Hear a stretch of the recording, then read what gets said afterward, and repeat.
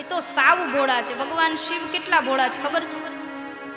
એકવાર એક ચોર ભગવાન શિવના મંદિરમાં ચોરી કરવા ગયો. ચોરી કરવા ગયો તો શિવના મંદિરમાં તો શું હોય? કનૈયાનું મંદિર હોય તો કઈક ઝરકસી જામા ને કુંડળ ને આભૂષણ ને સોના ચાંદી કઈક મળે. શિવજીના મંદિરમાં વધીને ભસ્મ મળે. એ તો શમશાનમાં હોય. તો કાંઈ મળ્યું નહીં એટલે ચોર આજુબાજુ જોવા લાગ્યો, કાંઈક તો હશે ચોરી કરીને મારે વેચીને કાંઈક મળે એવું. એમાં ઉપર જોયું તો ઘંટજી ટીંગાતા હતા. એટલે ચોરને થયું કે આ ઘંટને ઉતારી લઉં અને વેચી દઉં તો મને કાંઈક મળશે. હવે આજુબાજુમાં જોયું તો કાંઈ ટેબલ કે ટીપાઈ કે એવું કશું નહીં, પથ્થર બથ્થર એવું કાંઈક પડ્યું હોય તો એના ઉપર ચડીને ઘંટ ઉતારી શકાય. એ કાંઈ ન મળ્યું ને તો આ શિવજીના લિંગ ઉપર ચડી ગયો ને ઘંટ ઉતારવા ચડ્યો. જેવો શિવલિંગ ઉપર ચડ્યો કે ત્રિભુવનના નાથ ભગવાન શિવ, ભસ્મને ધારણ કરનારા, મુંડમાલ રુદ્રાક્ષને ધારણ કરનારા, વિછીઓના કુંડળ પહેરનારા ભગવાન શિવ ત્યાં પ્રગટ થયા. બમ બમ ભોલે.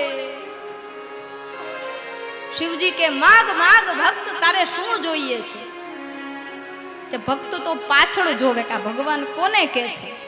મારી પાછળ કોઈ બીજો ભક્ત આવ્યો છે ને એને કહે છે. એટલે ભગવાન કે તું કેમ પાછળ જોવે છે? હું તને કહું છું માગ, તારે શું જોઈએ છે? કે ભગવાન તમારો નિયમ હમણાં કઈ ફર્યો છે? તો કે કેમ? કે હવે તમે ચોર હોય એને વરદાન આપો છો એવું કઈ છે? તો કે નાના, હું તો મારા પર કૃપા, મારી પૂજા પાઠ કરનારા, મને સમર્પિત થનારાને હું સમર્પિત થાઉં છું. તો કે પ્રભુ, હું તો અહીંયા ચોરી કરવા આવ્યો તો અને તમે મને પ્રસન્ન કેમ થયા? કે નાના, તું ક્યાં ચોરી કરવા આવ્યો તો?